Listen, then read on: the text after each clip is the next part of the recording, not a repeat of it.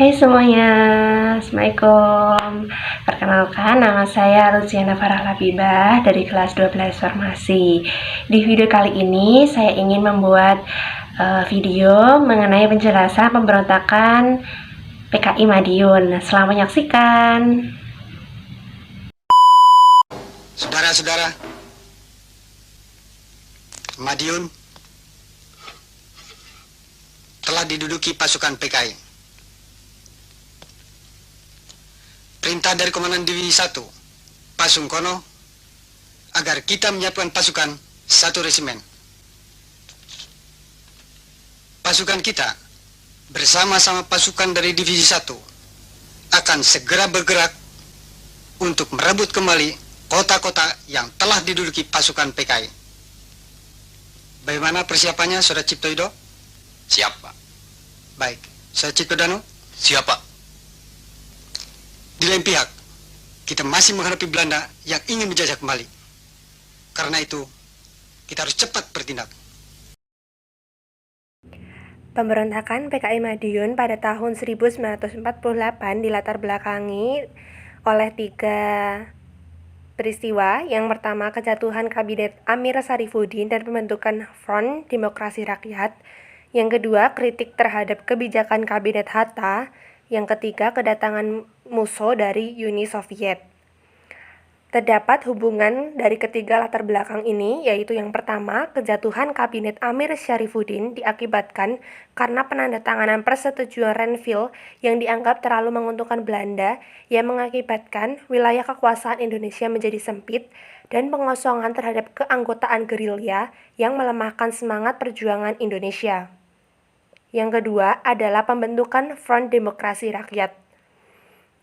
Mantan Perdana Menteri Amir Syarifuddin menjadi pihak oposisi kebijakan pemerintah atau pihak yang melawan dan mengoreksi pemerintah.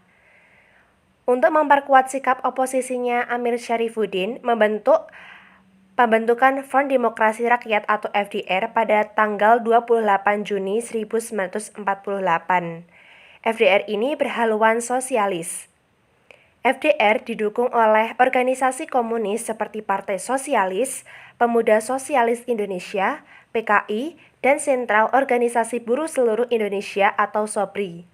Tujuan FDR ini sendiri yaitu yang pertama, menuntut pembubaran Kabinet Hatta, yang kedua, melakukan tindakan pemogokan umum. Yang selanjutnya, kritik terhadap kebijakan Kabinet Hatta. Penyebabnya, yang pertama, tidak ada perwakilan dari golongan komunis dalam Kabinet Hatta. Yang kedua, pelaksanaan persetujuan Renville. Yang ketiga, pelaksanaan program reorganisasi dan rasionalisasi angkatan perang. Maksudnya, pengurangan angkatan perang yang bertujuan untuk menghemat anggaran pemerintah.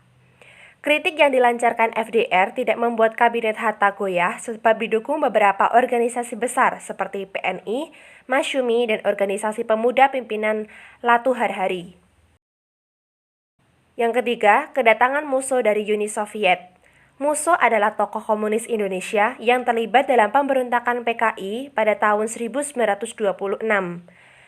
Pada tanggal 11 Agustus 1948, musuh kembali ke Indonesia dari Uni Soviet. Kedatangan musuh ini membawa pemikiran yang disebut jalan baru. Musuh menginginkan agar dibentuknya kerjasama yang dipimpin kaum sosialis dan komunis untuk menentang politik penjajahan. Oleh karena itu, organisasi sosialis dan komunis melebur dalam PKI termasuk FDR. Pemberontakan PKI Madiun. Aksi-aksi PKI yang pertama melancarkan propaganda anti pemerintah, yang kedua mengadakan pemogokan kerja bagi para buruh di perusahaan, yang ketiga melakukan pembunuhan-pembunuhan, misalnya pembunuhan Dr. Muwardi dan pembunuhan Gubernur Jawa Timur yaitu Suryo. Strategi PKI dan FDR yaitu yang pertama akan menarik pasukan komunis yang bergabung dalam TNI dari garis depan, bertujuan melemahkan TNI dan membentuk tentara komunis untuk membuat negara komunis. Yang kedua, memindahkan pasukan-pasukan komunis ke daerah-daerah yang strategis, agar nanti jika terjadi pemberontakan, maka daerah yang strategis itulah yang akan menjadi penumpang dari kaum komunis. Yang ketiga, pembentukan tentara rakyat sebagai persiapan pengambil alihan kekuasaan melalui pertempuran.